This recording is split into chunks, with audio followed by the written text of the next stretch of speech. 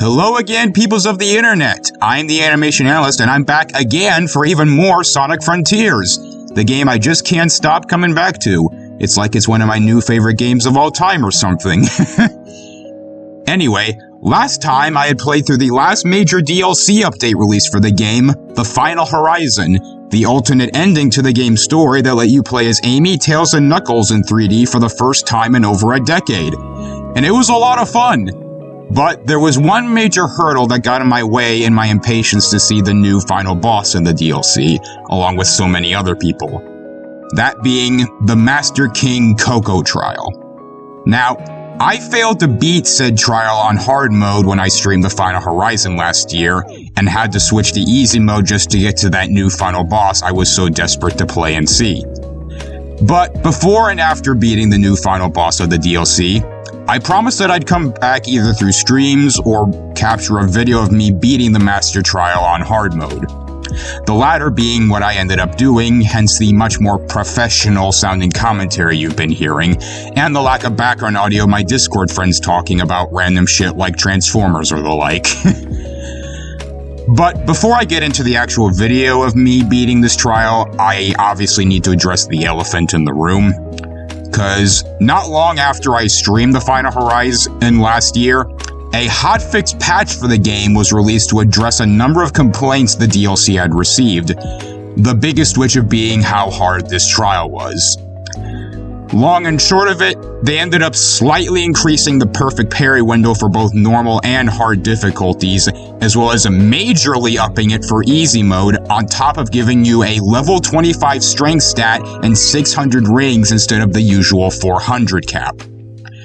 Now, the attack telegraphing for these fights is still not very good and clearly not designed for the perfect parry at all. But thanks to the slightly buffed window for perfect parrying, it's a lot more fair of a challenge now if you can take some time to learn each individual Titan's attack parrying windows and the optimal strategies for damage and minimal ring loss, which I will be showing off in this video.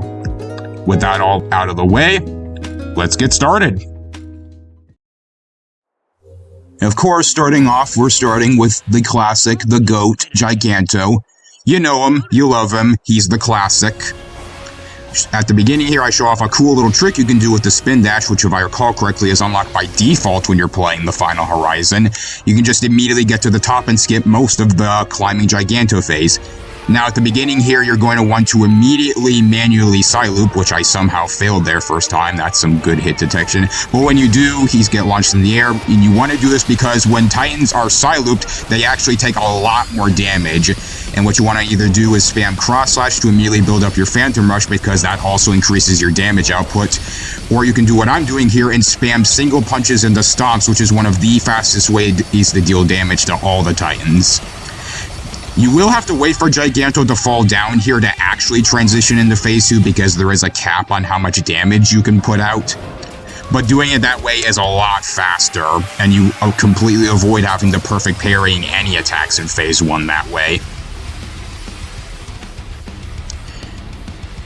Now going into phase 2 here, as you remember, he'll immediately start off with a giant laser attack. You can get a little bit of potshot damage there as I showed off. But when he does this laser, you can actually avoid doing the QT by mashing either dodge button. He'll immediately follow up with a slash attack there. You can either maneuver around it like I did, or if you're feeling gutsy, you can parry it. And speaking of attacks you can parry, he also, when you do another side loop on him there, either manually or quick side loop, he'll follow up with a slash. You can either parry it or you can somehow avoid it like I did there. That was really lucky. Then just do the cross slash strat again or spam single punches into stomps again, and you should be able to beat Giganto no problem. Like, Giganto is not a problem here. Like, he already was like the easiest even pre-patch, but now it's no problem. And you should end this fight with about, say, up to 340 rings, I'd say. Maybe a bit more if you're somehow faster than I was. And of course, next up we have the second Titan of the game, Wyvern, aka the bane of everyone's existence pre-patch, and probably still post-patch for a few select people, unless you're playing on easy mode. Pussies. Now, this fight is definitely the one that had the most problems caused by introducing the perfect parry into the fights. Mainly coming down to the fact that Wyvern's fight was completely designed around the parry, since parrying his actual attacks is the only way you can directly attack him. And because the telegraphing for Wyvern's attacks in particular is almost completely non-existent, making the hard mode's perfect parry nearly frame perfect is what made arguably the coolest Titan fight in the game in terms of spectacle into one of the most tedious things to endure in any Sonic game ever for most people. And I guess me to some extent, pre-patch. Of course, another one of the big reasons why Wyvern became so hated because of this trial, I think, is because the climb up to him to get the emerald on his head is about 2 minutes just by itself, compared to the much shorter climbs for the other two Titans. And because, like, people would be failing over and over, they'd also have to redo said climb to Wyvern every single time, which just got, like, really mind-numbing after a certain point. It's like, yeah, when you're just, like, playing this, like first-time base game, like, the spectacle of this is still really cool, and I still argue that the spectacle is cool when you're just playing by the normal game's rules, aka, like, the parry kind of being free. Part of me wishes that the parry worked similarly to, like how it works on, like, the post-patch, like, normal mode, or maybe even pre-patch's easy mode, which I think lasted for, like, somewhere between 1 and 2 seconds. Like, I think if, like, the parry just, like, on hard mode lasted that long, then nobody would have been bitching about, like, the perfect parry system even being a thing for this. I don't know. That's just me, though.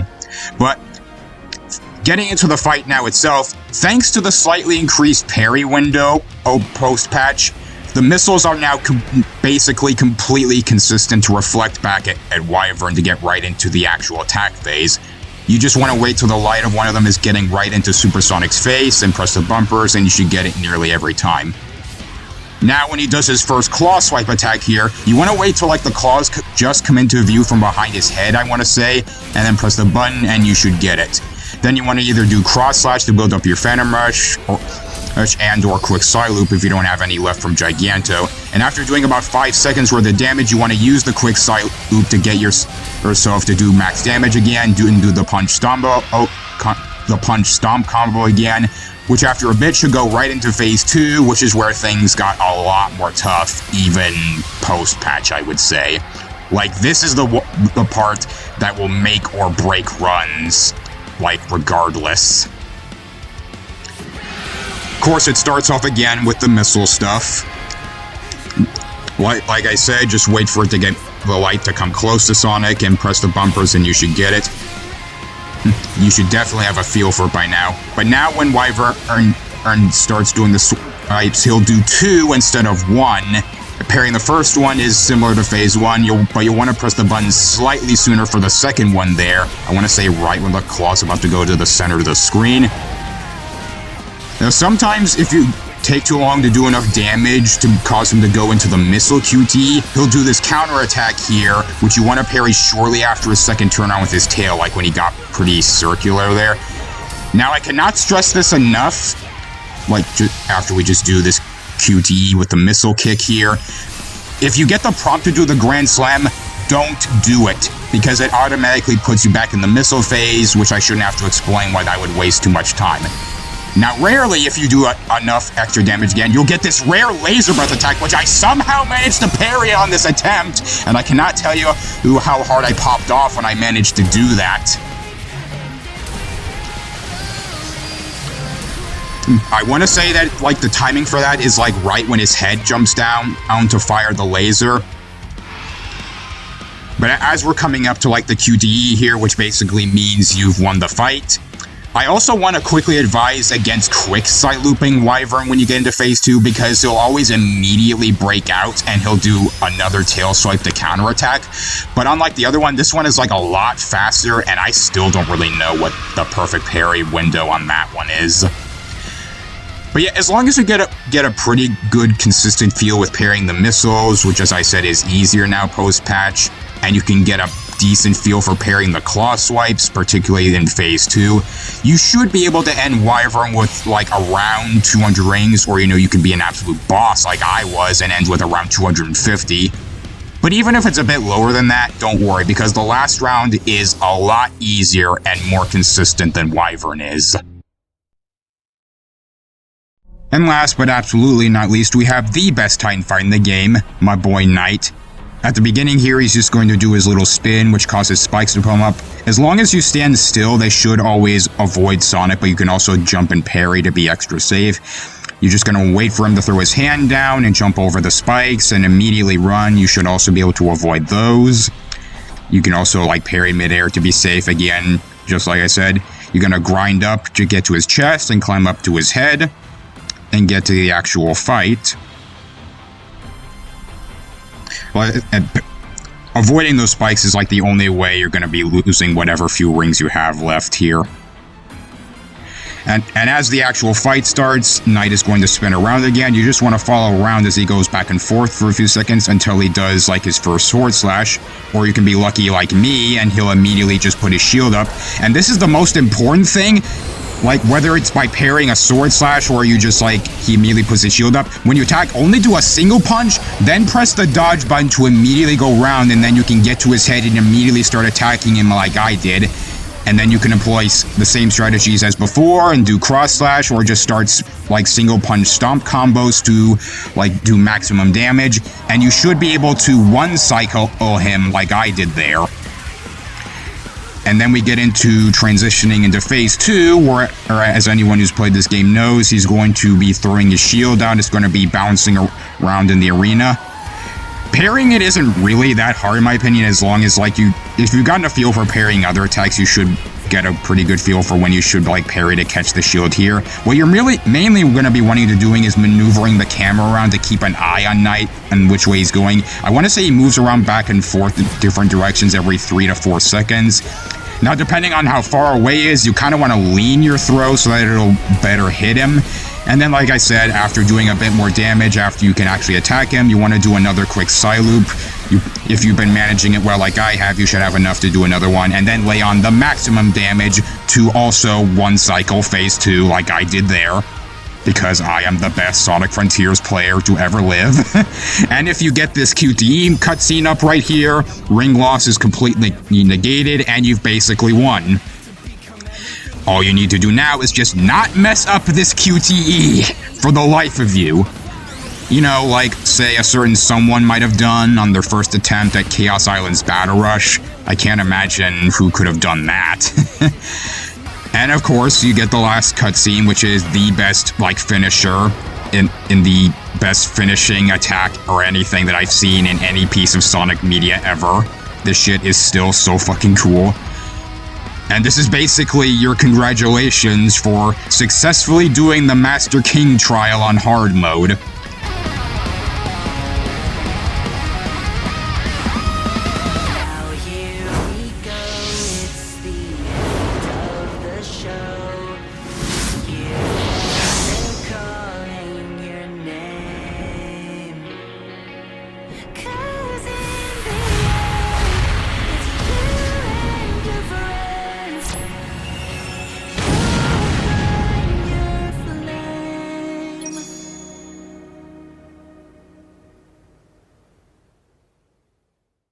I just wanted to let that cutscene play out again because it's still one of the coolest fucking things I've ever seen in my life.